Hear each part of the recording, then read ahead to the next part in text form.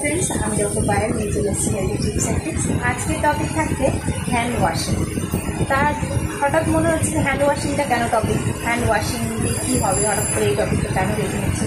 কারণ corona virus আবার নতুন করে দেখা দিচ্ছে। আমরা সবাই জানি হসপিটালে রোজ কিছু না কিছু পেশেন্ট অ্যাডমিট হতেই চলেছে এবং তার জন্য সবথেকে বেশি যেটা আমাদের প্রয়োজন সচেতনতা।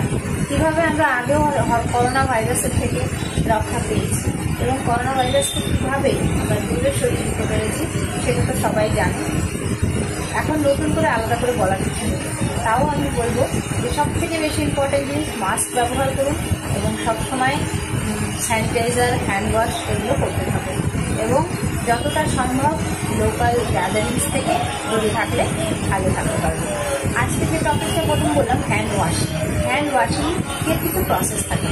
আমরা হঠাৎ করে গেলাম, হ্যান্ড ওয়াশটা নিলাম, এভাবে ধুয়ে জল দিয়ে দিলাম, শুকিয়ে গেল, কিন্তু এটা প্রসেস মোটেই না। হ্যান্ড ওয়াশের কিছু প্রপার প্রসেস আছে, আজকে শুধু সেটাই দেখাবো। তাহলে স্টার্ট করি। ফার্স্ট হ্যান্ড ওয়াশিংয়ে ফার্স্ট, সেকেন্ড,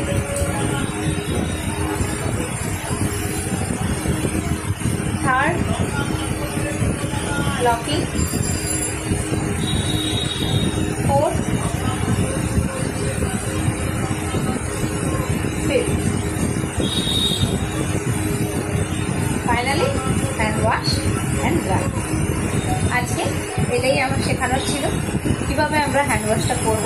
এটার সময় মিনিমাম 1 মিনিটের কাছাকাছি লাগে, 10 সেকেন্ডে কখনো এই হ্যান্ড ওয়াশ হয় না। তাহলে চেষ্টা করবেন এইভাবে হ্যান্ড ওয়াশটা করার। প্রত্যেকটা কর্নার আমাদের হাতের পরিষ্কার হওয়াটা দরকার এবং হ্যান্ড ওয়াশ করে আমরা অনেকটা হাইজিন মেনটেন করে রাখতে পারি। তার সঙ্গে সঙ্গে মাস্ক ব্যবহার করুন। ভালো থাকুন, সুস্থ থাকুন। আবার দেখা হবে। লাইক, শেয়ার, সাবস্ক্রাইব করতে ভুলবেন না।